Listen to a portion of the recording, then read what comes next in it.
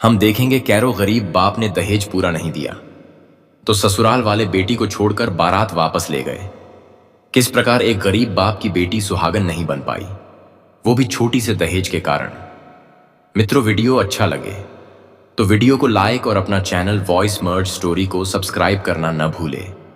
तो शुरू करते हैं कहानी को। मित्रों, यह कहानी उत्तर प्रदेश के एक छोटे से गांव की है, जहां पर एक गरीब छोटा परिवार रहता था, जहां रामलाल अपनी पत्नी और बेटी के साथ रहता था।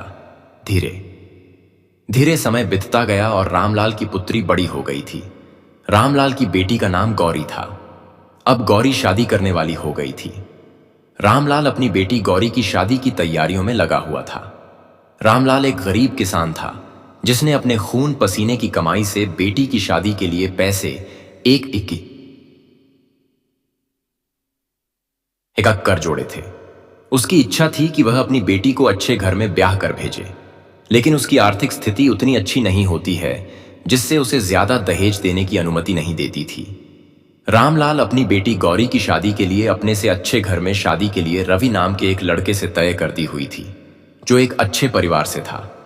हर पिता का मन होता है कि अपनी बेटी की शादी अपने से बड़े घर में हो, ताकि बेटी को कोई तकलीफ ना हो।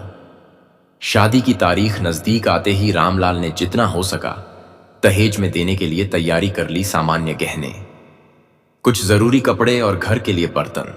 लेकिन लड़के वालों की मांग ज्यादा थी। रामलाल से उतने दहेज न पूरा हो सका।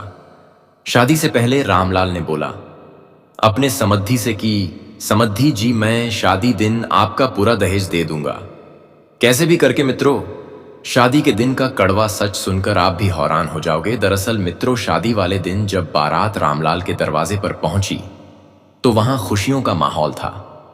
हर कोई स्वागत में लगा था। लेकिन जैसे ही रामलाल के समधी जी जो होते हैं दहेज की बात सामने लाई, तो लड़की के पिता रामलाल और उनके रिश्तेदारों के चेहरे बदल गए।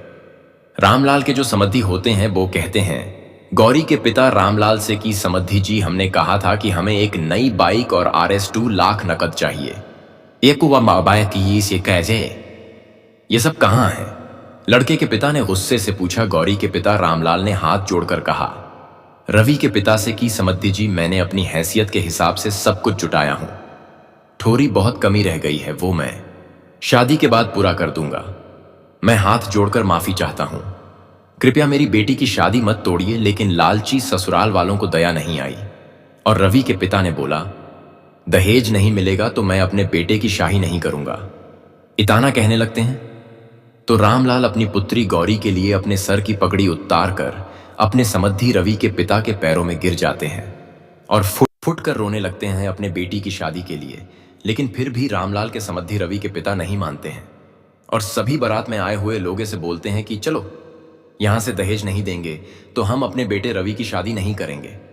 इतना कहकर वहां से चल देते हैं और दूल्हे ने भी पिता का साथ दिया और बारात बिना शादी बिना दुल्हन लिए लौट गई। गौरी की आंखों से आंसू रुक नहीं रहे थे।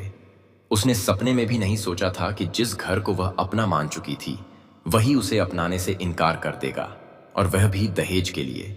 बस वो भी बहुत कम ही बच गया था। मित्रों, दहेज के लालचियों ने रामलाल के पुत्री गौरी की शादी तोड़ दी, लेकिन गौरी टूटी नहीं। उसने अपने आंसू पोंछे और पढ़ाई पूरी करने का फैसला किया। रामलाल ने भी अपनी बेटी को प्रोत्साहित किया। कुछ वर्षों की मेहनत के बाद गौरी एक सरकारी अफसर बन गई। अब वही लोग जो एक नई बाइक और नकद पैसों के बिना गौरी को ठुकरा गए थे, उसकी सफलता देखकर पछताने लगे। गांव में हर कोई कहता अगर रवि ने शादी की होती तो आज उसकी पत्नी एक अफसर होती। यह कहानी दिखाती है कि एक लड़की की कीमत दहेज से नहीं आंकी जानी चाहिए। अगर किसी लड़की को उसका हक नहीं मिलता तो वह खुद अपने लिए नया रास्ता बना सकती है। गौरी सुहागन नहीं बन पाई, लेकिन उसने खुद को साबित करके दुनिया को दिखा दिया कि उसकी पहचान किसी से कम नहीं है।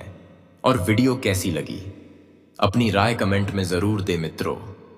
आज के कहानी में